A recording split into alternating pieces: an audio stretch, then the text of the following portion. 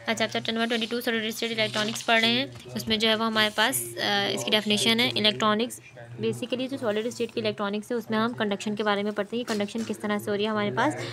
Branch of electronic that deals the flow of electrons current through solid material, यानी कि solid material के अंदर electrons या फिर जो हमारे पास एलिमेंट्स होते हैं बहुत टाइटली पैक्ड होते हैं, तो उन पैकिंग की वजह से उस इलेक्ट्रॉन्स का जो फ्लो होता है बहुत ज़्यादा ईजी हो जाता है। इसीलिए हमारे पास तीन तरह की जो है वो डिफरेंट तरह के मटेरियल सामने आते हैं। क्या सेमीकंडक्टर, जिसके अंदर से हमारे पास डिपेंड करता है कि कंडक्टिविटी होगी या नहीं होगी। इंसुलेटर जो बिल्कुल भी कंडक्ट नहीं करते, ना ही हीट और ना ही इलेक्ट्रिसिटी और ना ही इलेक्ट्रॉन्स को फ्लो कर सकते हैं। और कंडक्टर्स वो जो इलेक्ट्रॉन्स को फ्लो करेंगे। अब हमारे पास जो है इसमें दो बेसिक डेफिनेशन है जो कि सेमीकंडक्टर से रिलेटेड है। पहले है इंट्रिंसिक। इंट्रिंसिक का मतलब क्या होता है? प्योर, यानी कि वो मटेरियल जो केमिकली प्योर हो, उनके अंदर मैं किसी भी किस्म की इम्प्योरिटी ना देखूं या ना पाई जाए उनके अंदर।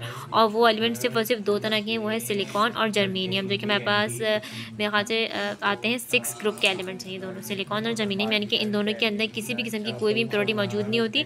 और ये क्रिस्टलाइन फॉर्म में होते हैं, ऑब्वियसली बात है। और इलेक्ट्रिकल प्रॉपर्टीज़ इनकी अरेंजमेंट पे और इनके बिहेवियर पे डिपेंड करती हैं। जिस तरह से हम कार्बन के बारे में पढ़ते हैं, जिस तरह कार्बन है अगर वो डायमंड की फॉर्म में है तो उसके अंदर से इलेक्ट्रिसिटी नहीं फ्लो करती, ठीक है। लेकिन अगर वही कार्बन ग्रेफाइट की फॉर्म में तो वो इलेक्ट्रिसिटी कंडक्ट करेगा, क्योंकि उसके दरमियान पैरेलल लाइंस होती हैं और जो उसकी कंस्ट्रक्शन या अरेंजमेंट ऑफ इलेक्ट्रॉन्स है वो थोड़ी डिफरेंट होता है एज़ कम्पेयर टू डायमंड। उसके बाद आता है एक्सट्रिंसिक या फिर डोप्ड सेमीकंडक्टर। ये वो होते हैं जिसके अंदर हम जानबूझकर इम्प्योरिटी मिक्स करें, यानी कि इम्प्योरिटी आइटम इनटू इंट्रिंसिक, यानी कि इंट्रिंसिक जो प्योर कंपाउंड्स है उसके अंदर मैं कोई किसी भी किस्म की इम्प्योरिटी ऐड कर दूँ।